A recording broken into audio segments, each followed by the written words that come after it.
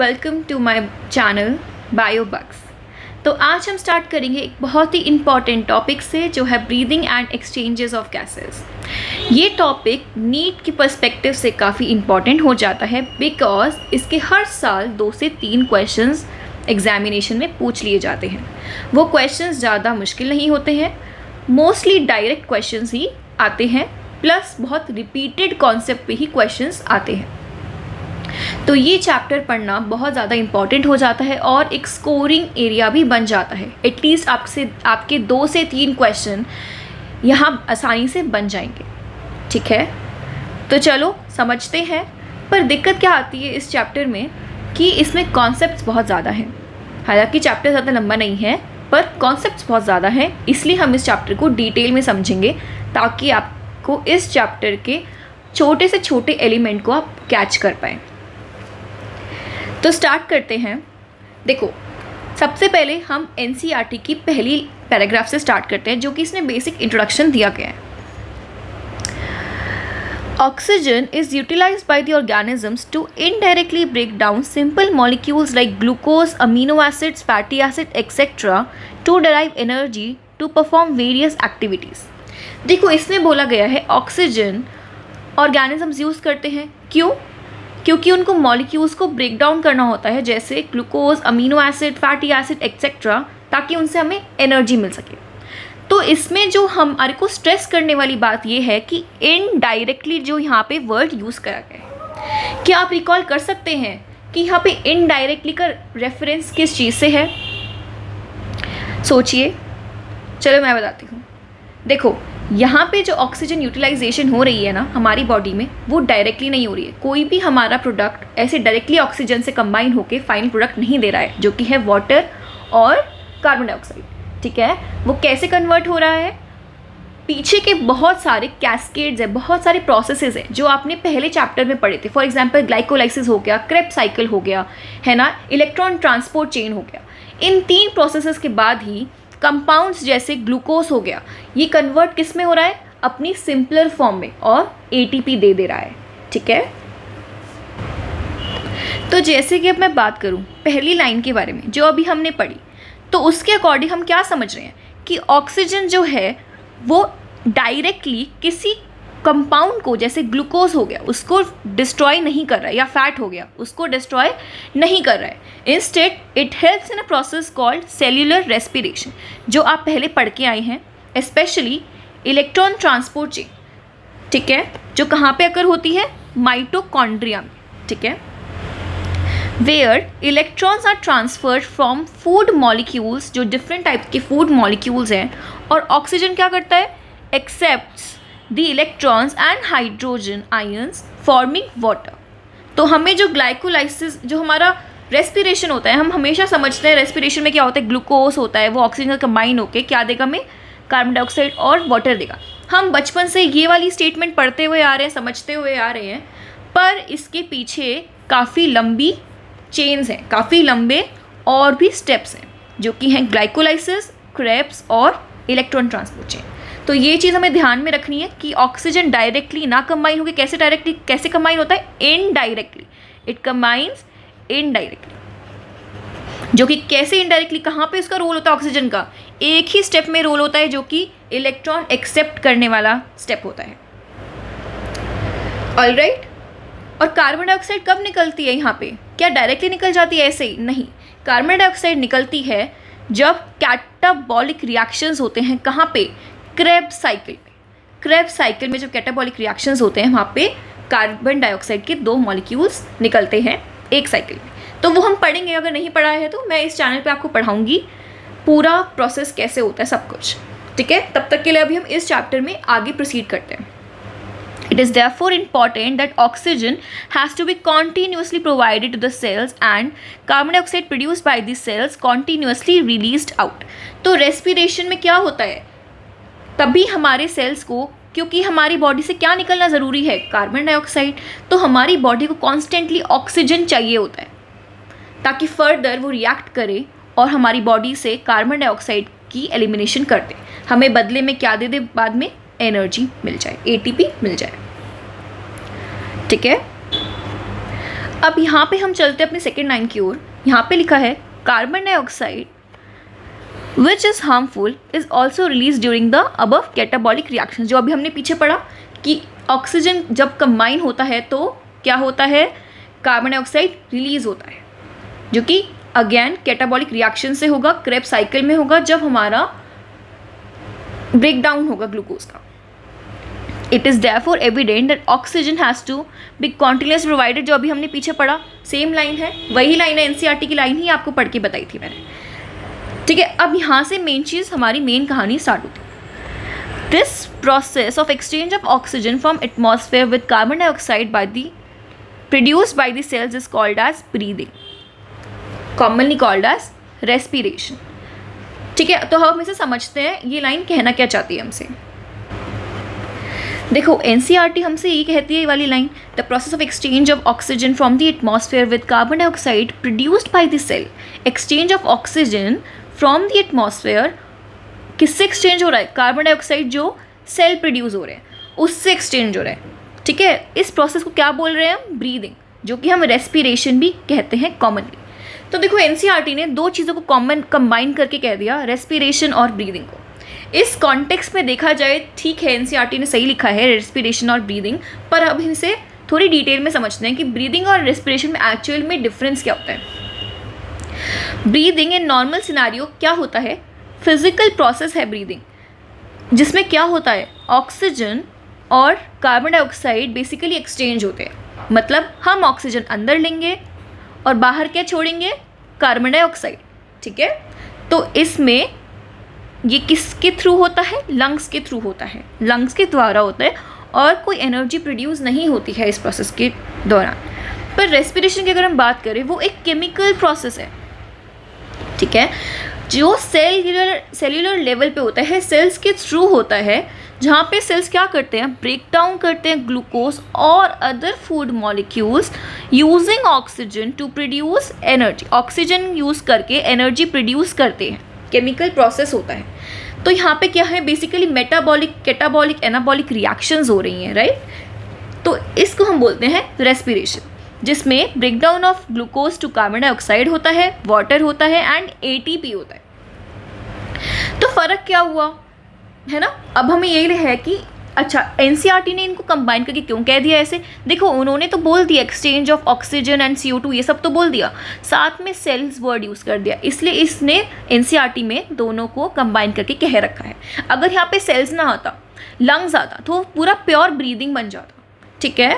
और अगर सेल्स के साथ, ठीक है, और सेल्स के साथ लिख दिया तो क्या हो गया, ये रेस्पिरेशन, एनसीईआरटी ने उसको कह दिया।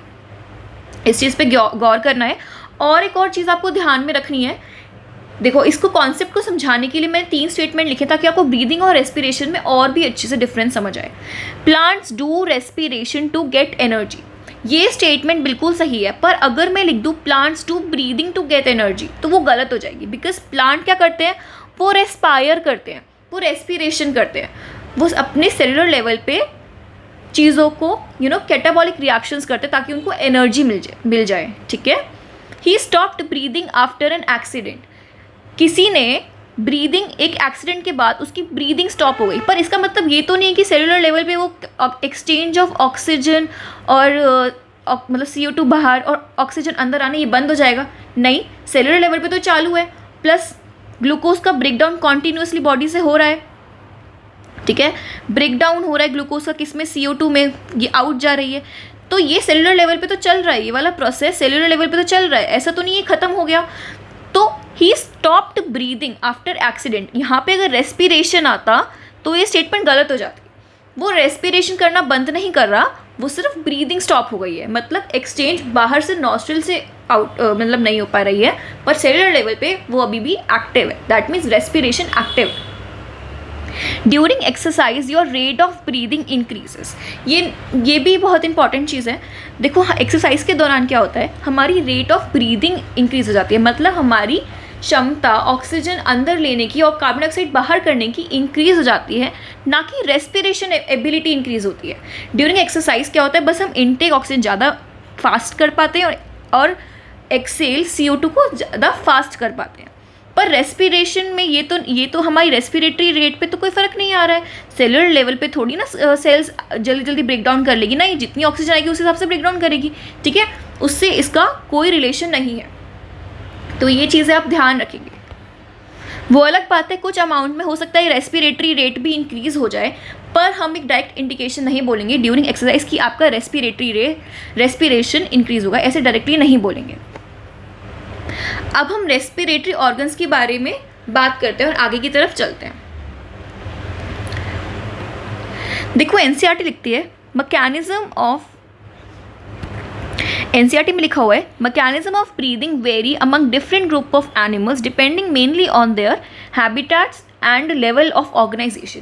ये एक again MCQ point of view के लिए इंपॉर्टेंट है, आपके मॉक टेस्ट वगैरह में पूछा जा सकता है, हो सकता है नीट में ही पूछ लें कि किन दो चीज़ों की वजह से डिफरेंट टाइप ऑफ एनिमल्स में different type of respiratory organs पाए जाते हैं, उनके हैबिटेट के बेसिस पे और लेवल ऑफ ऑर्गेनाइजेशन के बेसिस पे। तो आइए इसको समझते हैं अच्छे से। हैबिटेट और लेवल ऑफ ऑर्गेनाइजेशन। हैबिटेट क्या होता है? Place where an animal lives, ऐसी जगह जहाँ पे एनिमल रहता है। ऑब्वियसली जो टेरेस्ट्रियल एरियाज में रहेंगे वो एनिमल्स का रेस्पिरेटरी पार्ट डिफरेंट होगा, है ना, और जो एनिमल्स पानी में रहेंगे एक्वेटिक हैबिटेट होगा, उनका रेस्पिरेटरी ऑर्गन्स डिफरेंट होगा। अब लेवल ऑफ ऑर्गेनाइजेशन की बात करें तो ये एनिमल किंगडम में पढ़ के आए हो तो बहुत बढ़िया, नहीं आए हो पढ़ के तो कोई बात नहीं, हम आगे एनिमल किंगडम में पढ़ेंगे। पर अभी के लिए समझो 3 टाइप ऑफ हमारे लेवल ऑफ ऑर्गेनाइजेशन होते हैं। सेल्यूलर लेवल मतलब सेल वाला लेवल, ऑर्गन लेवल और टिश्यू लेवल, ठीक है। ये 3 टाइप के हमारे मेन लेवल ऑफ ऑर्गेनाइजेशन होते हैं। और ऑर्गन के बाद organ system level of organisation भी होता है। तो different type of level of organisation पे किस तरीके से बॉडी अरेंज्ड है, किस तरीके से सेल्स अरेंज्ड है, किस तरीके से बॉडी कॉम्प्लेक्सिटी डिफाइंड है, उनके बेसिस पे भी आपके क्या डिटरमाइन होता है, आपका रेस्पिरेटरी ऑर्गन डिटरमाइन होता है, ठीक है। तो अब हम एक टेबल के थ्रू समझते हैं डिफरेंट टाइप्स ऑफ एनिमल्स और उनके रेस्पिरेटरी ऑर्गन्स के बारे में। पहला है लोअर इनवर्टिब्रेट्स। लोअर इनवर्टिब्रेट्स कौन से होते हैं? इनवर्टिब्रेट्स कौन से होते हैं? जिनके पास वर्टिब्रल कॉलम नहीं होती है ना, और जो वर्टिब्रेटा में नहीं आते हैं, राइट, और कॉर्डेटा में भी नहीं आते। तो कॉर्डेटा के अलावा जितने भी हम कंसिडर करेंगे इधर वो है लोअर इनवर्टिब्रेट्स। तो हम ध्यान देते हैं, अगर हम बात करें respiratory organ in lower vertebrates तो ये बात हमें ध्यान में रखना है, no well developed respiratory organ is present, ठीक है। इनके पास कोई वेल डेवलप्ड रेस्पिरेटरी ऑर्गन नहीं होता है। तो ये कौन से हो गए? जिनके पास कोई वेल डेवलप्ड रेस्पिरेटरी ऑर्गन नहीं है तो ये कौन से हो गए? स्पॉन्जेस हो गए, सीलेंट्रेट्स हो गए, नाइडेरियंस भी आ जाते हैं, एंड फ्लैटवर्म्स हो गए, ठीक है। इनकी एक्सचेंज ऑफ गैसेस कैसे अकर होता है? Bye simple diffusion. Lower invertebrates में अर्थवर्म यानी हम एनालीड के मेंबर्स भी देखते हैं, जिसमें क्या होता है, एक्सचेंज ऑफ गैसेस किससे होता है? मॉइस्ट और थिन वैस्क्यूलर क्यूटिकल से। आइए पहले इन दोनों को हम डायग्राम के थ्रू देख लेते हैं, थोड़ा सा समझ आएगा आपको आसानी से। लोअर इनवर्टिब्रेट रेस्पिरेशन, पहला है रेस्पिरेशन इन सीलेंट्रेट्स।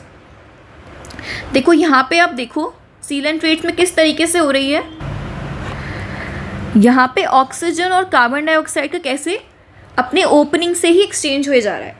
देखो यहाँ से ऑक्सीजन अंदर आई और यहीं से कार्बन डाइऑक्साइड बाहर जा रही है, प्लस बॉडी वॉल इनकी जो एक्टोडर्म है जहाँ पे डिफरेंट टाइप ऑफ सेल्स हैं, वहाँ पे भी डिफ्यूजन से ही, नॉर्मल डिफ्यूजन से ही in and out of gases हो रहा है। दैट मीन्स कैसे हो रहा है? सिंपल डिफ्यूजन से, ठीक है। अब हम देखते हैं रेस्पिरेशन इन फ्लैटवर्म्स। जो फ्लैटवर्म्स होता है उसको अगर हम यहाँ से काट के देखें, एक सेक्शन हमने मार दिया और हमने उसको देखा, ट्रांसफर सेक्शन, तो इससे हमें क्या पता चला कि देखो अगेन जो बॉडी के सेल्स है यहाँ पे, उनसे क्या हो रही है? नॉर्मल डिफ्यूजन के थ्रू ही गैसेस एक्सचेंज हो रही हैं। ऑक्सीजन अंदर आई और CO2 बाहर गई, तो अगेन सिंपल डिफ्यूजन। तो अभी हमने क्या पढ़ा कि दोनों ही तरीकों में, यहाँ पे भी और यहाँ पे भी, सिंपल डिफ्यूजन के थ्रू ही हमारी रेस्पिरेशन अकर हो रही है। ठीक है, इनके पास कोई वेल डेवलप्ड स्ट्रक्चर नहीं है फॉर रेस्पिरेशन। और अगर हम अर्थवॉर्म की बात करें, अभी हमने अर्थवॉर्म भी पढ़ा, अर्थवॉर्म में कैसे होती है, मॉइस्ट क्यूटिकल के थ्रू, जो कि वैस्कुलराइज्ड है। तो देखो जो अर्थवॉर्म है, ये ऊपर वाला पार्ट इसका क्या है, पूरा क्यूटिकल है इसका, ये मॉइस्ट क्यूटिकल है, देखो कितना शाइनी शाइनी है, राइट। तो ये क्या है, इसका मॉइस्ट क्यूटिकल है। इसके थ्रू कैसे अकर हो रहा है एक्सचेंज ऑफ गैसेस, ध्यान से देखो, सेल्स है, यहाँ पे ऑक्सीजन अंदर आई और साइड में ही नीचे क्या है, यहाँ पे ब्लड वेसल्स हैं, इनमें ब्लड वेसल्स में वो एंटर हो गई। और जो हमारी कार्बन डाइऑक्साइड है वो हमारे जो इनके अर्थवॉर्म के जो वेन्स हैं उनसे निकल के बाहर चली गई। तो ऐसे कैसे हुआ इनका, अगेन सिंपल डिफ्यूजन के थ्रू हुआ।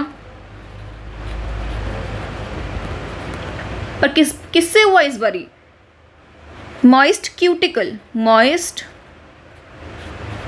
क्यूटिकल से। ठीक है, और ये क्यूटिकल काफ़ी पतला होता है, तब भी आसानी से एक्सचेंज ऑफ गैसेस अगर हो जाती है। तो अभी हमने अर्थवॉर्म का पढ़ लिया। नेक्स्ट है ट्रैकियल सिस्टम। ट्रैकियल सिस्टम है क्या है, एक नेटवर्क ऑफ ट्यूब्स है जो कहाँ प्रेजेंट होता है, इंसेक्ट्स के अंदर, जैसे कॉकरोच, इनमें प्रेजेंट होता है और क्या करता है, फैसिलिटेट करता है रेस्पिरेशन को। अब देख लेते कैसा होता है ट्रैकियल सिस्टम। देखो ट्रैकियल सिस्टम की बात करें, जो ट्रैकियल नेटवर्क है, पहले तो ऐसे यहाँ पे स्पाइरिकल्स होते हैं। ठीक है, अगर हम किसी कॉकरोच या फिर किसी इंसेक्ट को देखें, वहाँ पे इसके कोने कोने में हमें क्या, बहुत सारे होल्स दिखेंगे। इन होल्स को क्या कहा जा रहा है, स्पाइरिकल्स कहा जा रहा है। ये अंदर पूरा नेटवर्क बनाते हैं, ट्यूब बनाते हैं। और देखो ट्यूब जो यहाँ पे बना रहे हैं, ये एक्सचेंज ऑफ गैसेस के लिए ट्यूब्स बनाते हैं, ऐसे पूरा नेटवर्क बनाते हैं ये।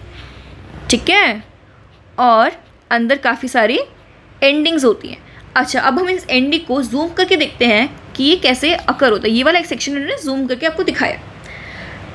इस साइड आप देख रहे थे, इधर आप देख रहे थे, काफ़ी सारी ट्यूब्स आ रही थी ऐसे ऐसे करके, तो उन्होंने ये वाला सेक्शन आपको दिखाने की कोशिश करी है। ये ट्रेकिया है, राइट, ये ट्रेकिया है। ये एंड किस में हो रही है, ट्रेक्यूल्स में एंड होती है। और ये ट्रेक्यूल्स क्या करते हैं, फाइनली सेल्स में जाके एंड होते हैं। अब ये जो सेल्स हैं, यहाँ से कार्बन डाइऑक्साइड निकल के कहाँ जा रही है, सेल्स को अपनी कार्बन डाइऑक्साइड रिलीज़ करनी है और इनटेक क्या करना है, ऑक्सीजन को इनटेक करना है इन सेल्स को। तो जो ये सेल्स हैं अपनी कार्बन डाइऑक्साइड ट्रेक्यूल्स में डाल देंगे और ट्रेक्यूल्स उसको बाहर ले जाएगा। सिमिलरली ऑक्सीजन ट्रेकिया अंदर लेके जाएगा, ट्रेकिया के थ्रू ट्रेक्यूल्स में जाएगा और सेल्स को आके रीच हो जाएगा। तो इस तरीके से इनका क्या होता है, रेस्पिरेशन अकर होता है।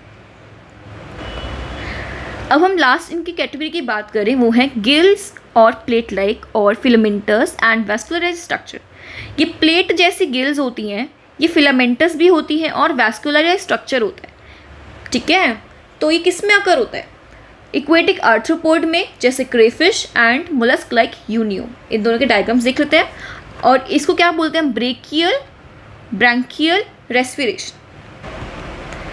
So this is the diagram of crayfish. ये क्रेफिश का डायग्राम है और देखो इससे गिल्स हैं यहाँ पे, इंटरनल गिल्स, फिलामेंटस भी है, वैस्कुलराइज भी होते हैं गिल्स, और प्लेट जैसे गिल्स होते हैं।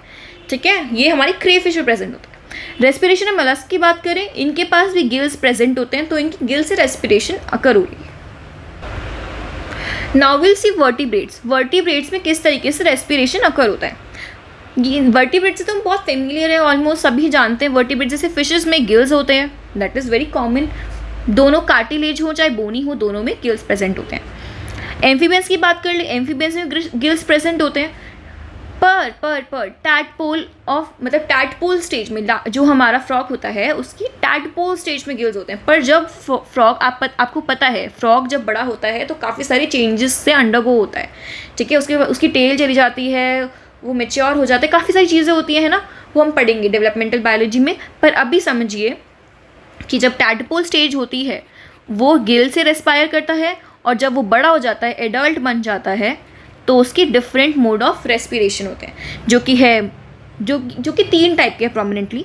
क्यूटेनियस रेस्पिरेशन, लंग्स के थ्रू रेस्पिरेशन जो कि पल्मोनरी रेस्पिरेशन है, और बक्कल कैविटी के थ्रू रेस्पिरेशन। तो ये 3 मोड से जो फ्रॉग्स हैं वो बड़े होकर रेस्पायर करते हैं, ठीक है, फ्रॉग्स एंड टोड्स।